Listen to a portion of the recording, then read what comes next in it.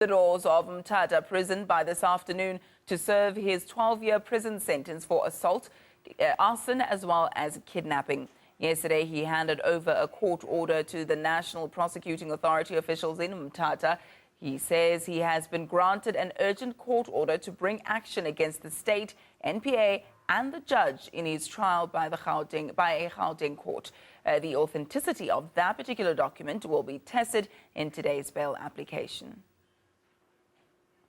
All right, we have the very latest from the Eastern Cape. But before we cross over to that story, I'm wondering whether or not we have enough sound. It doesn't seem like we do at the moment. Let's check in with Zimkitha Manqinana. Zimkitha, very good morning to you. Tell me, what can we expect today? The last time you and I spoke, we were anticipating that the king would have gone to prison by now. Obviously, that's not the case. What's happening now?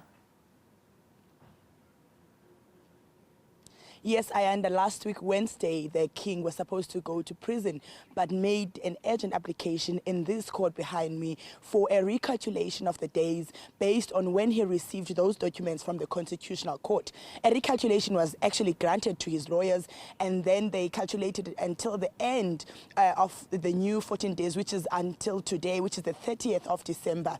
The application to the Minister of Justice and the application to the Office of the Presidency for a presidential pardon, we've been told, and it doesn't mean anything with regards to him having to hand himself over today, because the bail conditions that were put on him on the 2nd of December, when his application for leave to appeal his 12-year sentence was dismissed, still stand for him to hand himself over today. He has, however, played his cards once again, and his legal team worked around the clock last night trying to prepare an urgent document which will be submitted in this court for an urgent bail application. In fact, an extension of bail so that he can stay longer outside of prison while he still prepares other avenues that he can seek to try and have his trial reopened, because he's still of the view that he has been convicted wrongly.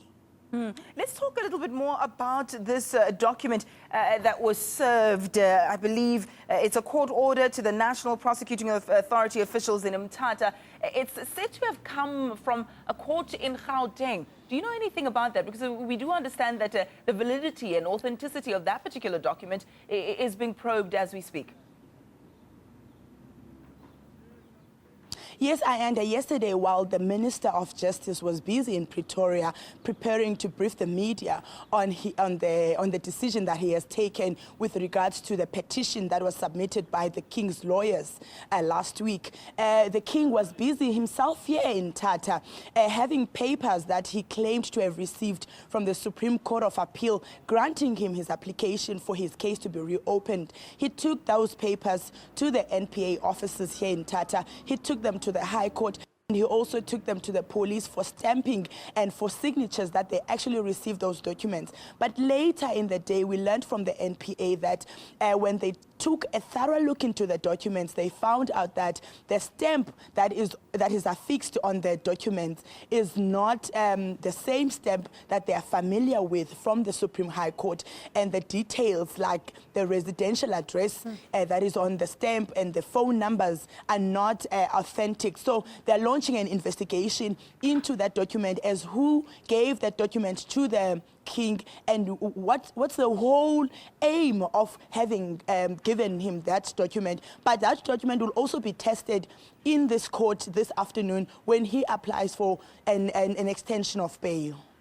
Zimkitha, lastly, you and I speak mostly about facts, and that's what we're supposed to do as journalists, but we can't ignore the speculation and the murmurs around this whole case, with many people questioning the time that this has come to the fore and his prosecution, and whether or not it relates to the king's transgressions against the ANC, perhaps. What are the rumor mills saying? And I must stress the fact that it's not based on fact at all, but what are people in that area saying?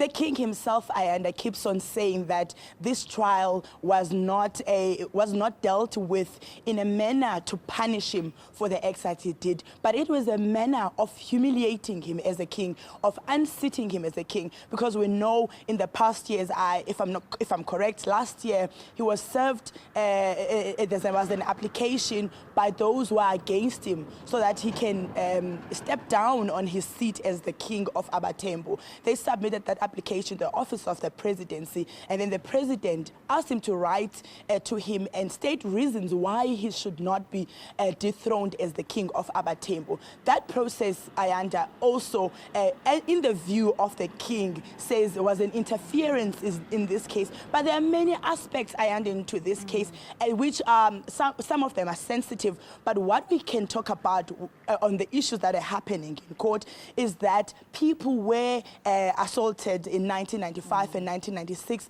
People's houses were torched, Ayanda, and those families are happy that things have gotten to this stage. However, another aspect into the case is that those who are supporting traditional law and customary law are of the view that the basis on which the king was acting on should have been considered, and a lighter sentence, or maybe perhaps a suspended sentence or a fine should have been given to him rather than a 12-year jail sentence.